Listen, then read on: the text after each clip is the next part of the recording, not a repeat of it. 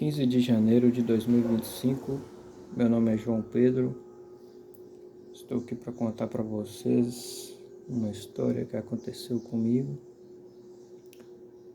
O meu melhor amigo que eu já tive em toda a minha vida chama-se Espírito Santo. Eu tenho muitos bons amigos, que inclusive já foram mais próximos de mim, quando eu estava melhor. Melhor que eu digo no sentido de saúde mesmo, que eu podia estar com mais contato social, né? Hoje eu estou mais isolado por necessidade e eu mesmo que diminuo a aproximação das pessoas, não é culpa delas e nem porque elas deixaram de me amar ou de ser meus amigos. Elas estão respeitando um limite que eu precisei. E dentre os meus melhores amigos, o melhor amigo que eu já tive em toda a minha vida é o Espírito Santo. A pessoa do Espírito Santo, essa intimidade com o Espírito Santo, ela é indescritível em vários aspectos, mas alguns a gente pode descrever. Uma coisa que o Espírito Santo me surpreendeu muitas vezes foi me dar sugestões diárias de coisas do dia a dia. Eu achava que Deus ele não entrava em certas coisas e muitas vezes o Espírito Santo me deu ideias, soluções práticas para situações do dia. É uma coisa que me surpreende. O Espírito Santo, ele é brilhante, genial.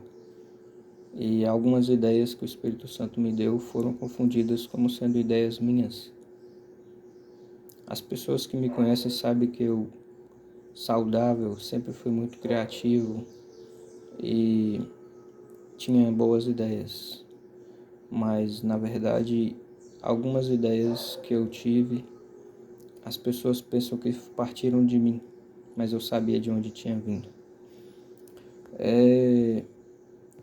Infelizmente, devido a uma questão complexa no sistema nervoso central relacionada a um problema psiquiátrico, eu passei a ter algumas dificuldades na vida como um todo e inclusive passei a ter dificuldade de relacionar com o Espírito Santo também.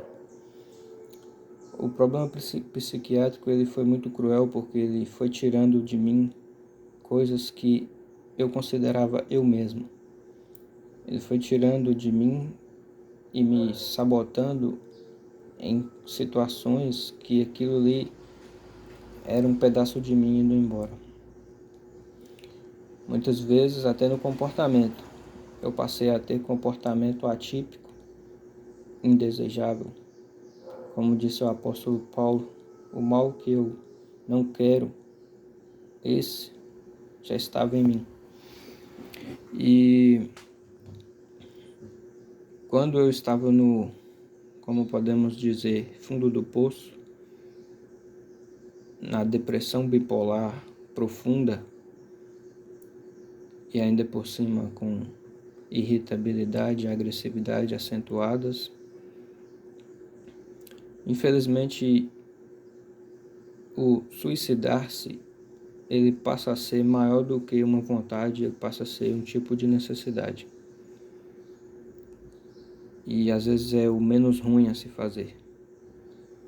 E muitas vezes, infelizmente, eu tinha que ter esse plano B bem fixo na mente e bem arquitetado. É muito complexo isso para quem nunca viveu o que eu vivi, e há muitos julgamentos, e hoje talvez eu consiga entender várias pessoas que chegaram a esse ponto sem volta e não sei exatamente como explicar para vocês como é, porque tem coisas que é indescritível. Mas enfim, o foco desse vídeo aqui é o seguinte: quando eu estava lá nesse fundo de poço, simplificando para vocês, é como se os hormônios do bom humor e do bem-estar não ligassem mais às sensações boas, então, independente de qualquer estímulo bom que eu tivesse, nada trazia uma sensação boa. Então, a vida começa a ficar sem sentido por dias e dias seguidos. E nesses dias e dias seguidos, essa sensação terrível, não vale mais a pena lutar. A pessoa não vê uma razão por que lutar. Porque tudo que ela mais amava simplesmente não aciona nenhuma sensação nela. Mas as sensações ruins ficam acentuadas e duradouras, por incrível que pareça. E mais assustador que foi para mim, foi notar que coisas ruins, as sensações ruins, elas permaneciam por um período muito maior. Por exemplo, um simples susto. Se eu tomasse um pequeno susto, o efeito era como se fosse um susto gigante e o efeito demorava muito para passar. Coisas boas, por exemplo, se eu comesse uma bala, uma sensação boa ali do gosto da bala, passava muito rápido. Tinha que comer outra em seguida. Já digo até comer, não era nem chupar a bala mais. Então, é uma coisa terrível. E nesta hora, morrer, por um ponto final, vai parecendo a única maneira. Só que, ainda com a mente falha, diversas falhas cognitivas e falhas de memória, tinha uma coisa que vinha na minha mente e que é o motivo de eu estar aqui hoje.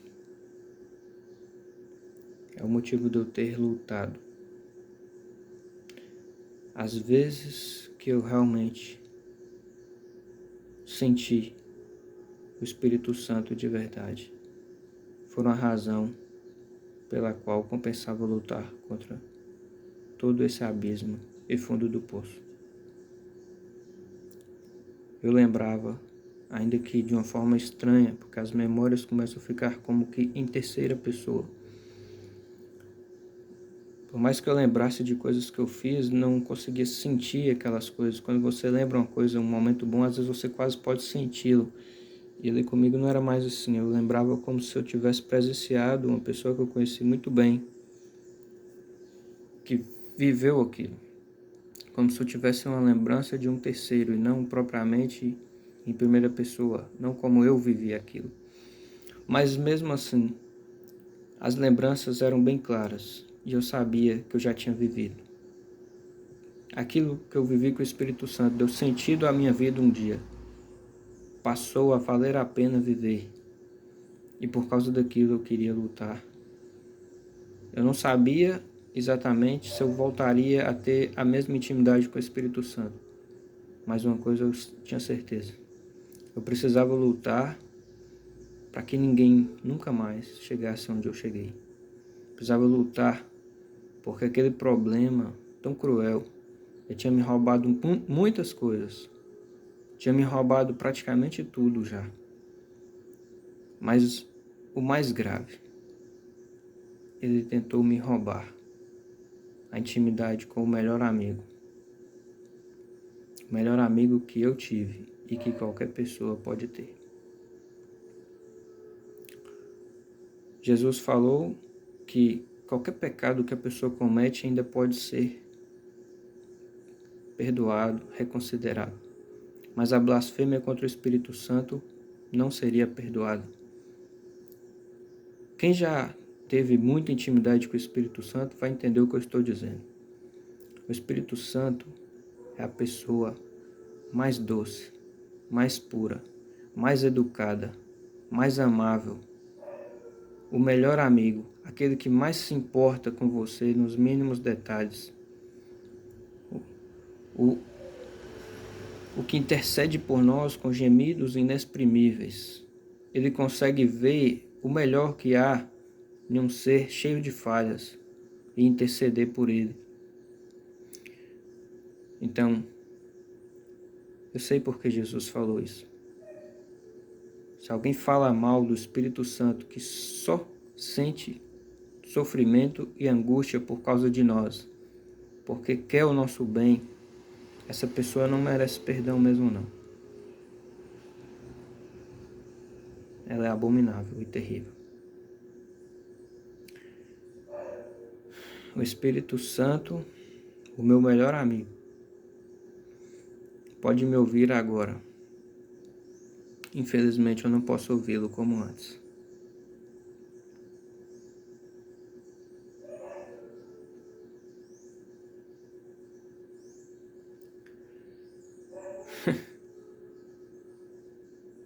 É triste porque as pessoas não gostam de crentes sinceros. Elas gostam do testemunho de glória, elas gostam daqueles da teologia da prosperidade. Mas houve um tempo que houve 400 anos de silêncio na face da terra.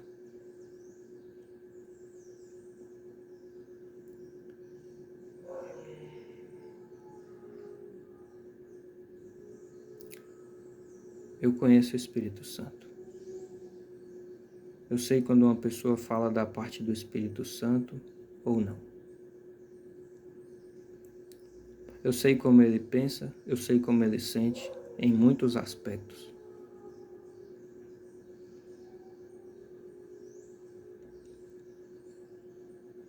Eu sou honesto e sincero em dizer a vocês.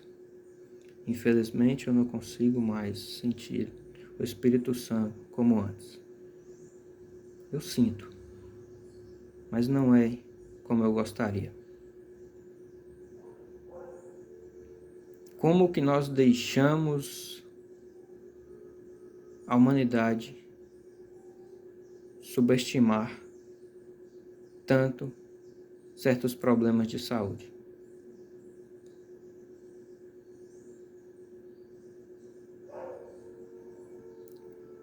O meu amigo Espírito Santo é a razão de eu ter lutado contra o inferno verdadeiro, que você tomara que nunca experimente, que eu não desejo nem para os meus inimigos, sendo honesto com você.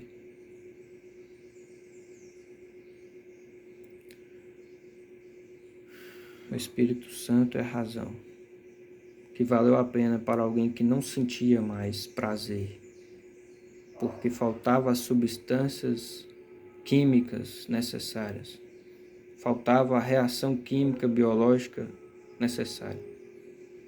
Uma pessoa que de fato não conseguia sentir prazer em nada. Lutar para viver, para vir aqui, tentar fazer algo, para que esse problema nunca mais faça isso com ninguém.